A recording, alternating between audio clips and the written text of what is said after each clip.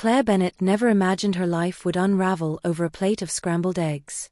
The scent of butter and cracked pepper still lingered in the air when her world shifted with one glance at a glowing phone screen. Jake's phone buzzed on the kitchen counter as she stirred the eggs, fighting off another wave of morning nausea. 9 weeks pregnant. The worst of the sickness had finally passed, and for a fleeting moment, she felt a fragile sense of peace. Until she saw the message preview light up his phone. Bray, can't we for tonight? Your place or mine? Claire's fingers tightened around the spatula. Her breath caught. The eggs hissed in the pan, forgotten. She stared at the phone, willing the message to disappear, to mean something else, anything else. But deep down she knew. She picked up the phone. No passcode. Of course there wasn't. Jake always bragged about how they didn't need secrets. Trust, he'd said. But the threads of that illusion unraveled fast as she scrolled through messages that dated back months. Flirty texts. Photos. Explicit ones. Plans made while she'd been asleep on the couch or working late on translation contracts.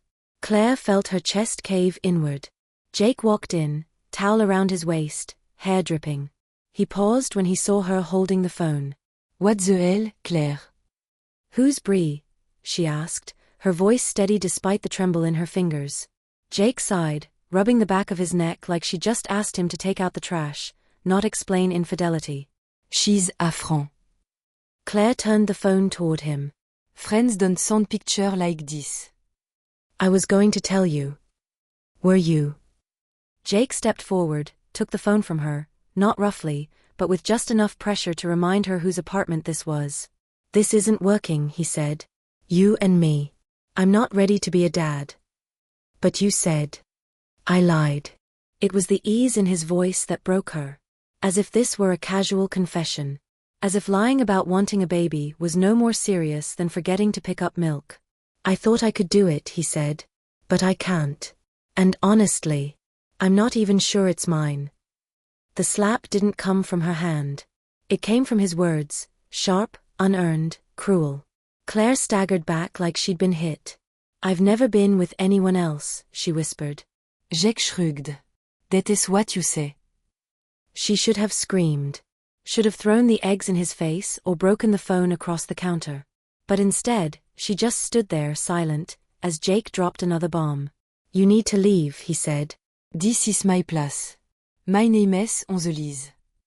You're kicking me out? I'm pregnant. I called Brie. She's coming over tonight. So yeah, now would be good. It was snowing outside. Buffalo's winter had arrived early that year, blanketing the streets in ice and slush. Claire didn't pack. What would be the point? She shoved her phone, wallet, and keys into her coat pocket and walked out, her boots crunching on half-frozen sidewalk, sweater too thin for the wind that bit through to her skin.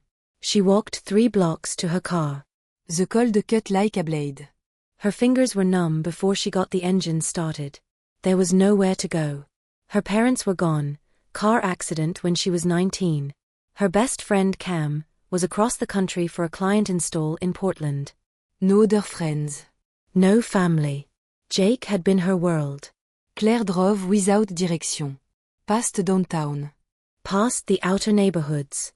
She found herself on a highway flanked by trees and snowbanks, the city lights fading in her rearview mirror. The nausea returned, but it wasn't the pregnancy this time. It was despair. She didn't see the deer until it was too late. A flash of fur, the gleam of eyes. She swerved hard, tear catching ice, car spinning once, twice.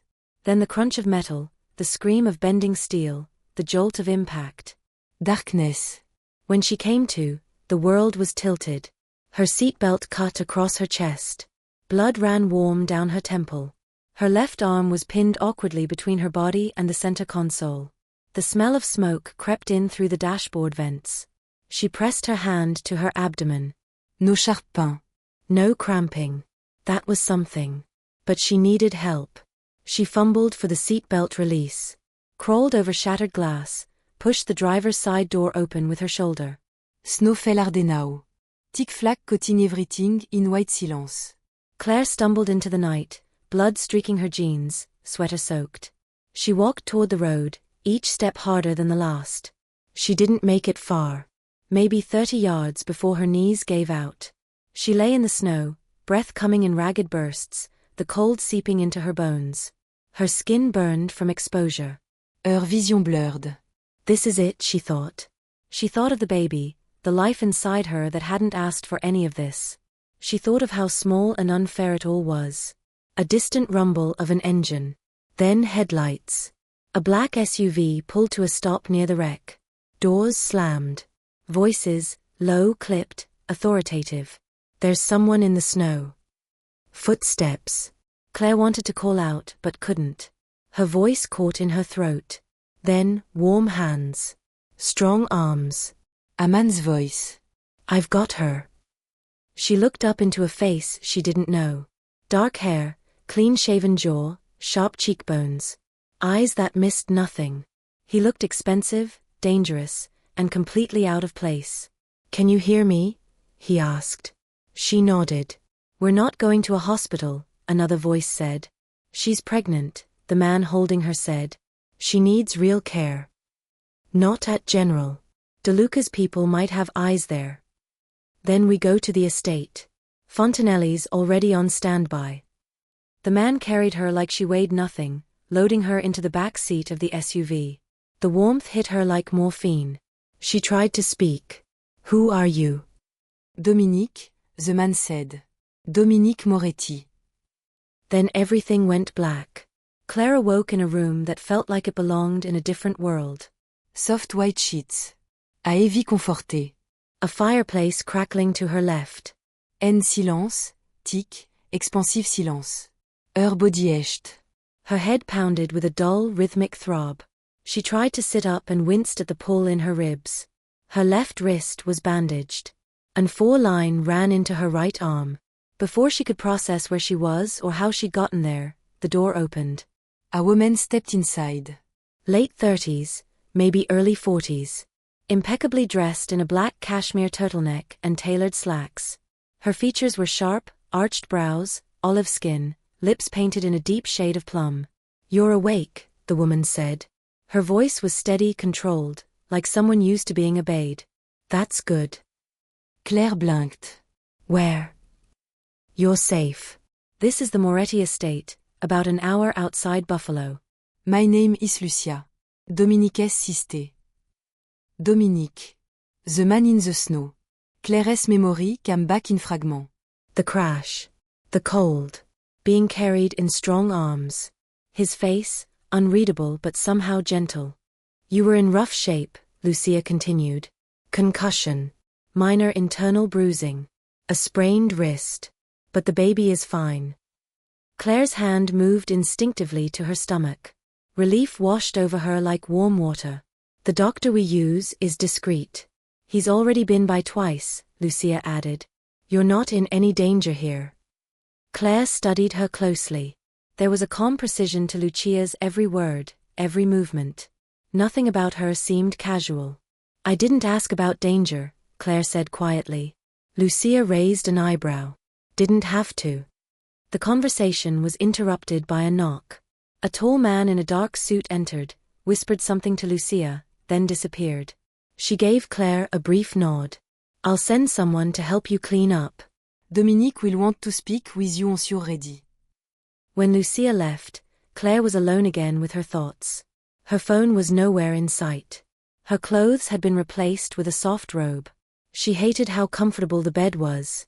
It made the questions in her mind feel heavier. Why would a stranger help her?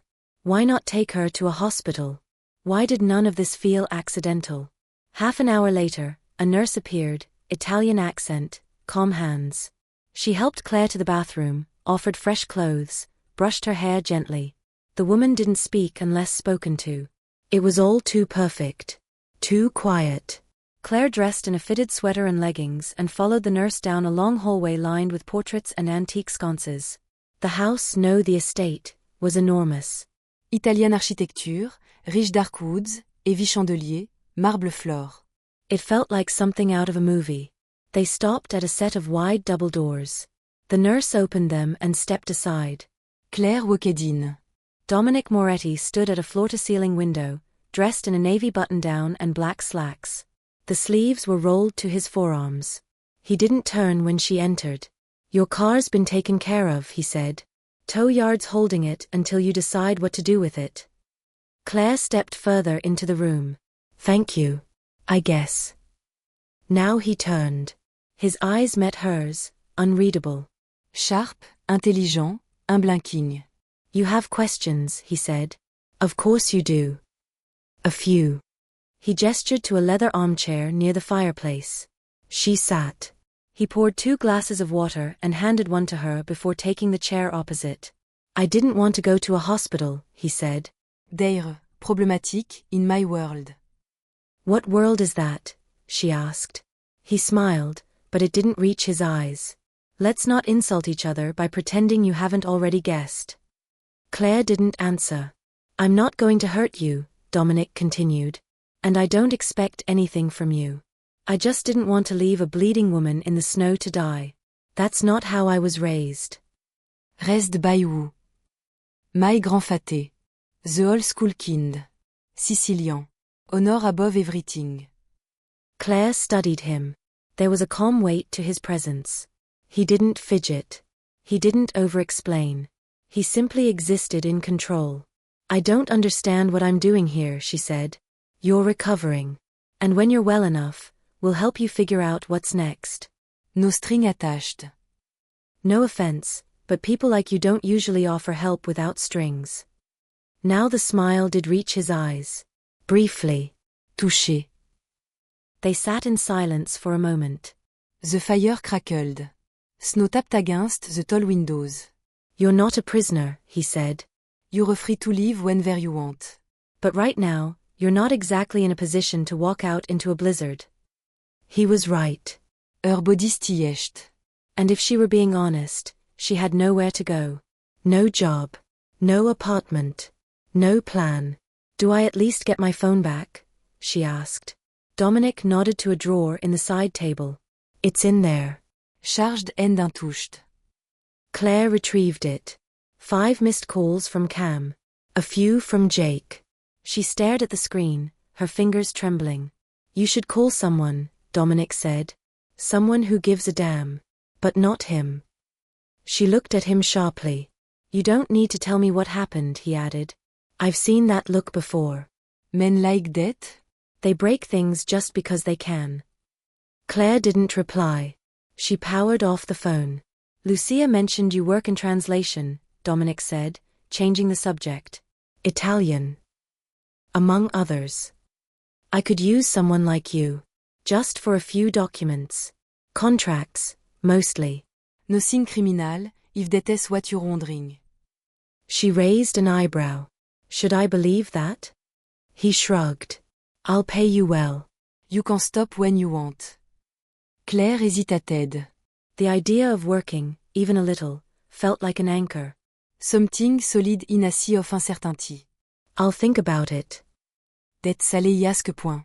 As she stood to leave, Dominic said, "Claire." She turned. "This isn't a trap," he said. "But it's not exactly freedom either. Be smart." That night, in her guest room, Claire read over the first batch of documents, contracts in Italian with vague terms and inflated numbers. Everything walked a razor-thin line between legal and illegal. She couldn't sleep. Not because of fear, but because she didn't know what scared her more, that Dominic had secrets. Or that she didn't want to leave.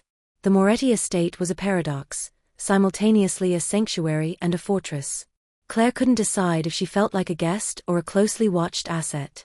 She spent her days in a quiet rhythm, reviewing and translating documents, wandering through the snow-draped courtyards, eating meals alone or with Lucia, who had a habit of talking about art, architecture, and politics but rarely mentioned the family business.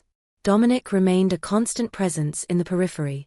Sometimes she'd see him on the phone in the hallway, his voice low and clipped, or pacing near the library window at night with a glass of scotch in his hand. Their conversations were never forced, but always purposeful, brief windows into a man who had learned to live behind 1,000 locked doors. Claire found herself watching him more than she intended. It wasn't attraction at first. It was curiosity, then reluctant respect, and eventually something harder to name. One morning, after 2 weeks at the estate, Claire stepped into the sunroom to find Dominic already there, reading a newspaper with his sleeves rolled and his tie loosened. He looked up. You're up early. I never really sleep well anymore, she said. Bad dreams. Just noise. Even in silence, my head won't shut up. He folded the paper and nodded toward the opposite chair. I've got something for you, he said, reaching into a folder and pulling out a thin stack of papers. A few more documents. Different set this time. Claire took them. Italian, again. This time, shipping manifests and logistical memos. Vague entries, coded terms. What is this? She asked. Supplies. Deliveries. Routes. Mostly legal. Mostly. He offered a half smile. You wouldn't be here if you were a Boy Scout. She set the papers down. You want me to help you launder money? No, he said, his tone flat. I want you to translate. That's it. If something fell off, you tell me. You're not part of the family. You're not bound by silence. Why trust me? Because you have nothing to gain by lying. And you're not afraid to ask questions. Claire leaned back. This is the weirdest job interview I've ever had. Dominic chuckled.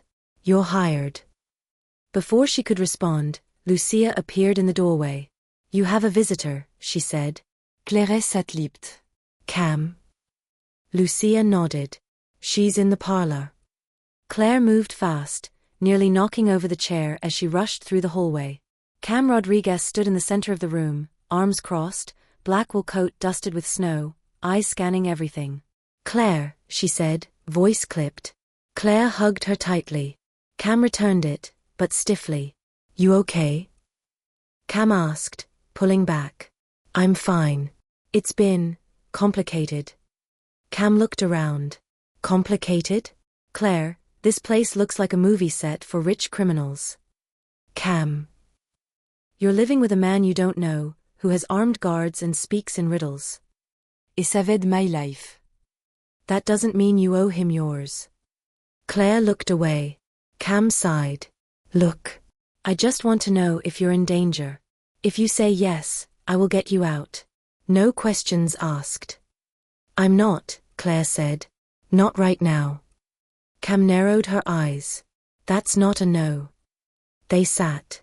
Claire told her the basics: car accident, Dominic finding her, the recovery. She didn't talk about the contracts or the warehouse shipments or the man she was starting to trust against her better judgment. Cam stayed for 3 hours. Long enough to eat lunch, long enough to memorize the faces of every guard she passed. When she left, she hugged Claire again. Call me, she said. Any time. I mean it. Claire watched her disappear into the snow, not knowing it would be the last time she saw her for several days. That night, Dominique knocked on Claire's door. There's something you should know, he said. She let him in. Cam's been taken, he said. Claire froze. What?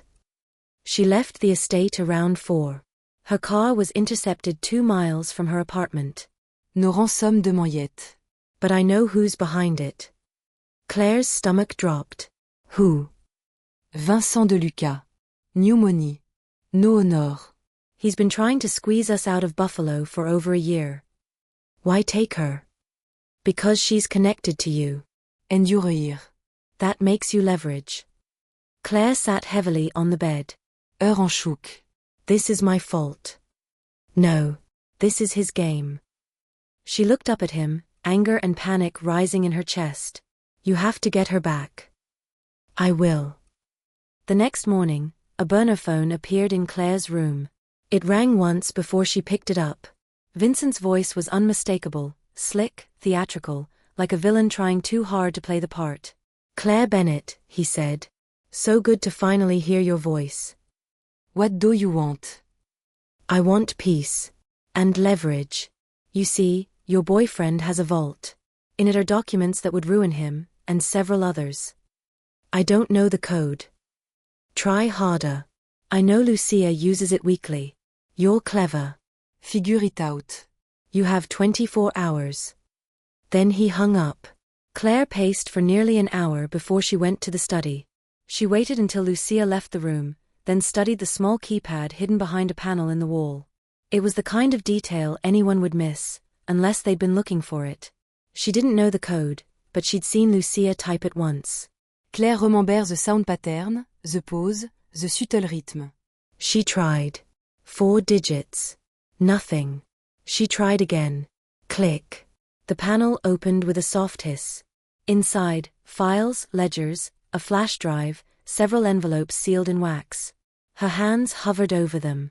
She could take one envelope, slip it out, hand it over to Vincent, get Cam back. But something stopped her. She closed the safe. Dominic found her in the hallway minutes later. "You were in the study," he said. "Yes. I know what Vincent asked you to do." Claire didn't deny it. "I almost did it," she said. "But I didn't." He nodded once. "I appreciate that." She looked up at him. What happen now? We play the game. Our way. That night, Dominic sat across from Claire at the kitchen table. No guards.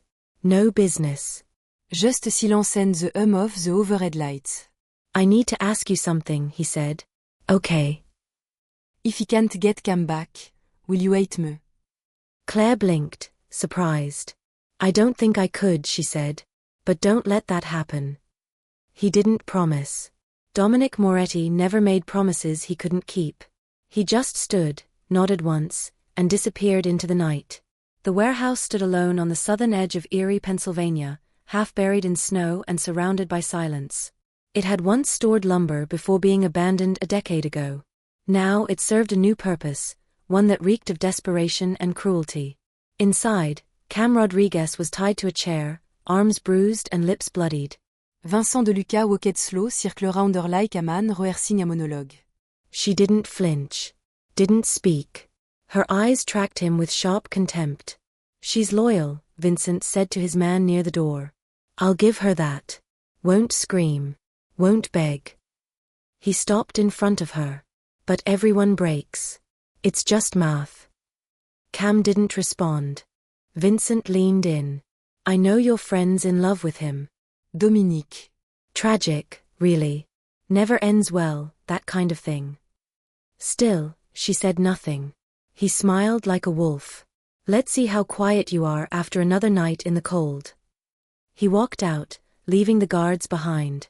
That same night, Dominic stood over a table at the Moretti estate, reviewing floor plans and grainy aerial photos. Beside him, Tony Russo, his right hand, and Lucia studied the setup. "They've reinforced the perimeter," Tony said. 2 snipers on the roof, at least 4 guards at ground level. Vincent is inside. Cam too. Probably. "Dead zone for cameras," Lucia added. "They picked it for a reason." Claire entered the room quietly. She was pale but steady. Her presence made the room feel heavier. "I'm coming," she said. Dominic looked up. "No. I'm not asking permission." Dominic walked around the table, stopping in front of her. "It's going to be bloody. This isn't a negotiation. Cam risked everything for me. She's there because of me. I won't hide in a warm house while you clean up my mess." Dominic didn't argue. He studied her for a long moment, then gave a slight nod. "Then you stay close to me. You don't move unless I say." "Understood." "Understood." 3 hours later, 5 SUVs rolled out under cover of night, headlights off. Dominic sat in the lead vehicle, Claire beside him, bulletproof vest under her coat. She had never held a gun before. Now one sat holstered on her hip, safety on. The drive was quiet. "I'm scared," Claire admitted softly. Dominic didn't look at her. "Good. Fear keeps you alert. And if something goes wrong? Then you survive. No matter what. You run. You don't look back." She wanted to argue. She wanted to say she wasn't leaving him behind. But she knew now wasn't the time for emotion. It was a time for clarity. When they reached the outskirts of the warehouse, Dominic gave final orders. Guards spread to surround the perimeter. Dominic and Claire approached from the east entrance, where Vincent's security was weakest. The snow was knee-deep, muffling their steps. Claire's heart pounded in her ears. Her breath clouded the air, her fingers numb inside her gloves. At the door, Dominic held up 2 fingers. Tony kicked it in. Gunfire erupted immediately. The world exploded into sound and chaos. Dominique pulled Claire behind a stack of crates. Bullets ricocheted off metal. Shouts echoed through the warehouse. She saw Tony moving like a ghost, methodical and deadly. 2 of Vincent's men dropped. A third tried to run but didn't make it far. Claire crawled to a better position and saw Cam, still tied, eyes wide now with shock and recognition. Dominique's voice cut through the gunfire. Cover me. He darted forward, dropping one guard, then another. Claire followed behind him, staying low, her heart in her throat. They reached Cam in seconds. Dominic slashed her ropes, pulling her upright. You okay? Claire asked, crouching. Pichy, Cam rasped. Let's get the hell out of here. They turned to run, but the warehouse door slammed shut. Vincent stood at the entrance with 2 more men, a sawed-off shotgun resting lazily on his shoulder. Touching, he said. Really? You brought her? What kind of man brings a pregnant woman into a war zone? Dominic stepped in front of Claire and Cam. Let them go. No. Dominic raised his gun. Then we do this now. But before a shot could be fired, something unexpected happened. One of Dominic's own men, Bruno Calderone, stepped from the shadows, weapon raised. Not at Vincent. At Dominic. Don't move, Bruno said. Everyone froze. Bruno? Dominic asked, voice low. Bruno's expression was cold. You've lost the edge. You're weak. This family, your family, needs someone willing to do what you won't. Claire stepped back instinctively, bumping into Cam. Vincent smirked. Looks like I'm not the only one who sees it. You're working with him? Dominic asked Bruno. No, Bruno said. I'm taking both of you out. Claire's hand moved slowly toward her hip. She had no idea if she could even fire the gun. But she had to try. Dominique spoke again. This is how you want to do it? In front of her. You chose her over us. Before Bruno could fire, a shot rang out from above. Lucia. She stood on the catwalk, rifle in hand, eyes sharp as glass. Bruno dropped, bullet through his shoulder. Chaos exploded again. Dominique lunged, tackling Vincent. The 2 men crashed to the ground, fists and elbows flying. Claire helped Cam up. Together they ran for the nearest exit as Tony and the others finished clearing the warehouse. Dominic didn't kill Vincent. He beat him bloody, then stood over him, breathing hard. Buffalo's mine, he said. You don't come back. You don't send men. You don't whisper my name. Vincent spit blood, but didn't reply. Dominique walked away. Later, back at the estate, Claire sat on the couch wrapped in a blanket, Cam beside her. Dominic entered the room, bandaged and bruised. He looked at them both, then at Claire. You kept your promise, she said. I try to. She stood. Her body trembled with leftover adrenaline. But you got hurt. For me. He did do it again. He looked tired. Older than he had hours ago. I made a choice, he said. To save her. To keep you safe. To keep the peace. Claire crossed the room slowly. Stopped inches from him. You still think I should leave? She asked. His answer was quiet. I think I'll get you killed if you stay. She touched his face gently. I think you're wrong. The baby came on a quiet morning in late February. Snow blanketed the hills around the Moretti estate. The world outside looked untouched, serene, almost holy. Inside, however, it was chaos. Claire screamed into the pillow as the contractions tore through her. Lucia gripped her hand while the doctor barked instructions. Dominic stood frozen by the door until Lucia shouted at him to get over himself and hold Claire's other hand. Claire had never known pain like it. Or fear. Or love. And then it was over, all at once. A sharp cry split the air, raw and real. It's a girl, the doctor said. Dominique's briscoqued. His knees nearly buckled. Claire cried, not from pain, not even from relief, but from something deeper. Something primal.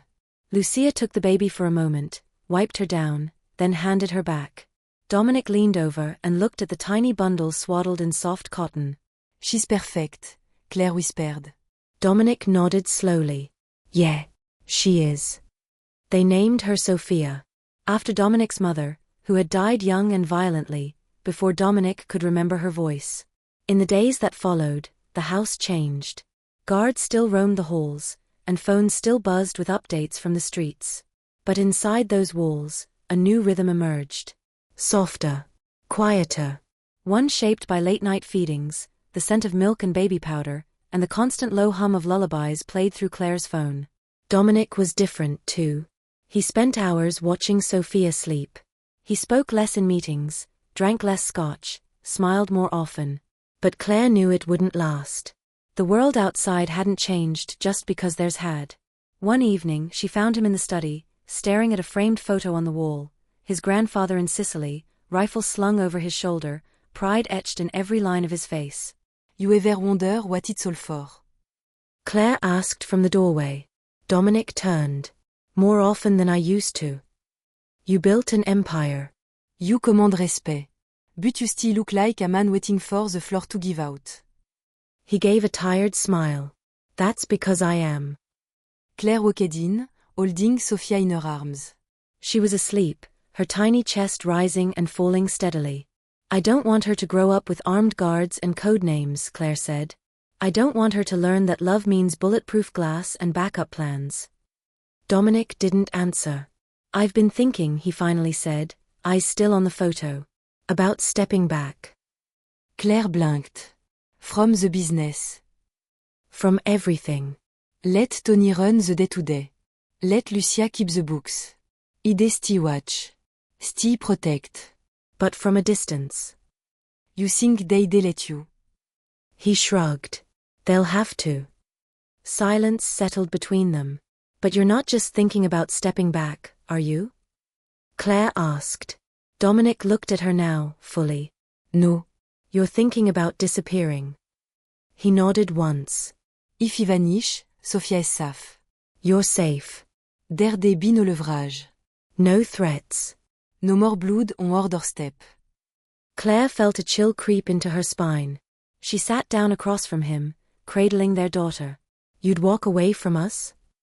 Not because I want to. Because I might have to. Claire stared at him. You think removing yourself would fix everything. Like you're the disease. I am, he said quietly. No, Claire said. You're the shield. Dominic looked away. I don't want her to grow up ashamed of her father. Then be a father she can be proud of.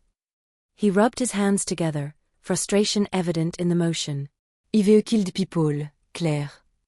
So have others, she said. The difference is you regret it. You made choices in a world that gives no clean options. He leaned forward, elbows on his knees. Then tell me what to do. Tell me how to live with what I've done. Claire didn't answer immediately. Instead she stood, walked to him, and placed Sophia gently in his arms. Start here, she said. Start with her. Sophia stirred, her tiny hand curling around Dominic's finger. He looked down at her, something breaking open in his face. That night, Dominic met with Tony and Lucia in the inner library. The door was closed, the guards dismissed. I'm stepping back, Dominic said. Effective immediately. Tony takes street operation. Lucia handles finance and discretion. Lucia narrowed her eyes. And you? Ire's my doctor. Tony gave a rare smile. About time. But if anything comes for this family, Dominic added, I come back with both hands full of fire. Understood. Understood, Tony said. Over the next few weeks, change settled in slowly. Dominic no longer traveled. No meetings outside the estate. No calls past 9 o'clock. Claire began sleeping more than 2 hours at a time. The estate grew quieter. Until the letter arrived. No stamp. No address. Just a name on fine paper, folded into an envelope and left in the mailbox. Claire Bennett. Inside was a single line. You can run, but you can't unmake blood. Claire showed it to Dominic that night. It's a threat, she said. No, Dominic replied. It's a reminder. You think it's Vincent? Maybe. Or maybe someone else trying to scare you into running. Claire stared out the window, snow falling soft against the glass. I don't want to run, she said. You might have to. Then we run together. Or we stay and face it. Dominique exhaled, allons slow Brice. You sure? No, Claire said. But I'm tired of letting fear decide everything. That night, she packed a small bag for Sophia. Just in case. Dominic double-checked the emergency exits. Tony increased patrols. Lucia moved the ledgers into a locked vault. But no one came. A week passed. Then another. The letter faded into a footnote. One evening, Claire stood in the nursery, watching Sophia sleep. Dominique leaned against the door frame, arms crossed. She looks like you, he said. God help her. Dominique chuckled softly. Claire turned. I've been thinking. Oh. She smiled. I want to stay. He blinked. You don't have to decide now. I already did. I'm not running from this life. I'm building one inside it. Dominic walked to her, wrapped an arm around her shoulders. You know what that means, don't you? He asked. Ido. It won't be safe. It wasn't before. It won't be clean. It never was. It will cost you. I've already paid. He kissed her then, slow and sure. I love you, he said. Claire looked up at him, tears in her eyes but no fear in her voice. I know. Outside, the snow kept falling. Inside, a family stayed warm. Not perfect, but whole.